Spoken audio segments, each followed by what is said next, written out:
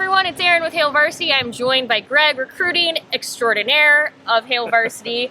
We are coming to you live from Memorial Stadium, which first and foremost, I understand it's a little breezy. You can hear construction. They are hard at work on that new athletic complex. So bear with us to a certain degree, but we wanted to be able to come to you live from Memorial Stadium as we talk about this week's recruiting question of the week. We did take a week off. So for all of you who noticed, which was like 3 people, but I appreciated you. I appreciate them a lot. We are back, and I just wanted to say really quick that this week's question actually comes from me. I wanted to ask Greg a question, and I figured it was one many of you also had. So Greg had an opportunity this week to ask Sean Beckton, Nebraska's tight end coach, about the smaller class size for the 2022 class. Years don't mean they run together. Nothing. Time is a flat circle. It means nothing. I guess, Greg, my question is, what prompted that question, and sort of what do people need to know about this class and its smaller class size heading into this early signing period, which feels fairly far away, but we'll be here before we know. Yeah, it feels far away, but it will sneak up fast. I think what prompted that question, honestly, was we had talked a little bit around the idea of it being a smaller class size, and I've kind of speculated as to why that is. I just wanted to know from an actual coach that deals a lot with recruiting, and Sean Beckton does, especially in Georgia and Florida, what the challenges are that we're maybe not considering when it comes to having that smaller recruiting class. Right. And kind of, I guess to my surprise, he took it in a positive direction to then explain what the benefits were of being able to have that smaller class. And I think that's something that I really had not considered. Yep. Was him talking about them being the staff being able to do deeper evaluations on players, because they're going to start with a big board of guys, but then they'll whittle it down and they can do deeper evaluations on those guys, but not just diving into their game film, but also that character evaluation, right? And I think he didn't say this, but part of that, like, do guys fit Nebraska and what they're trying to do, right, is something that you can really dig into if you have more time to really look into their backgrounds.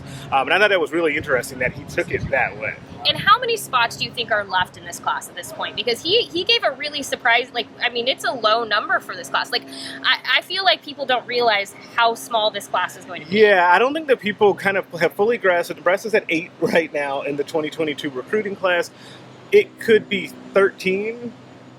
13 to 16 is the number that I've been kind of going with, which is actually a big range for the number of spots that they have. I think they're going to end up closer to that 13 number than the 16 number, if I had to guess at this point, because we're probably really looking at maybe like one more defensive lineman, another linebacker, a couple of defensive backs, and that's about it, right? Right. So when you think about that, that's going to produce some really interesting results when it comes to fall visits. So when we get to official visits, like, I'll be curious to see if Nebraska even utilizes all of their visits. Yeah. If they have that few spots, how much is Nebraska then able to focus on 2023 and 2024 unofficial visitors? That seems so. How are we already talking about 2024? We definitely are. I've talked to so many 24 kids, it feels like, in the last couple of weeks, but it comes very quickly. But all of those things are interrelated because you're recruiting more than one class at once, but that's another actual benefit of having such a small 22 class, is you can really hone in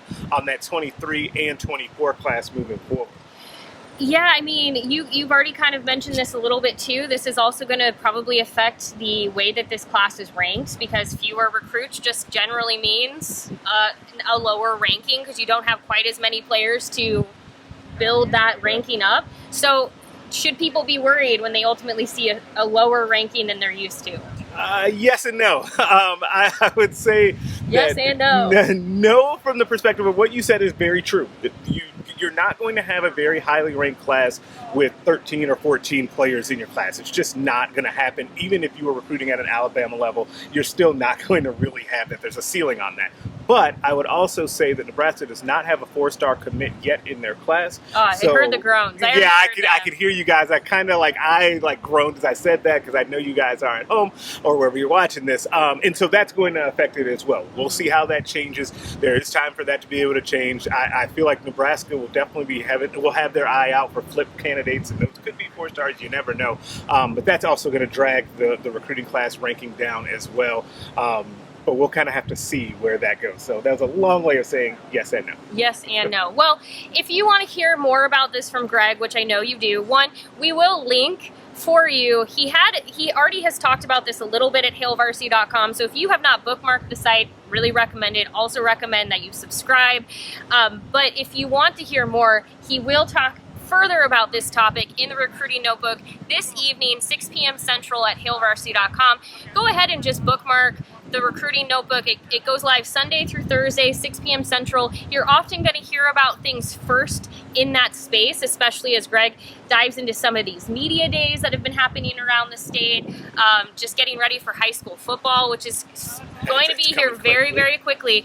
So in the meantime, if you have a question, feel free to tweet it at Greg Smith HV, at Hail Varsity. You can also leave it in the comments on YouTube, Facebook, whatever is easiest for you. But we'd love to hear from you, especially as we get further into this recruiting season, knowing it's going to be a smaller class. But hey, if you want to start talking about 2024, by all means. Go for it. Go for it. Well, thank you so much as always for watching. We will be back next week with a new recruiting question. So keep them coming. We appreciate you watching. We'll talk to you later.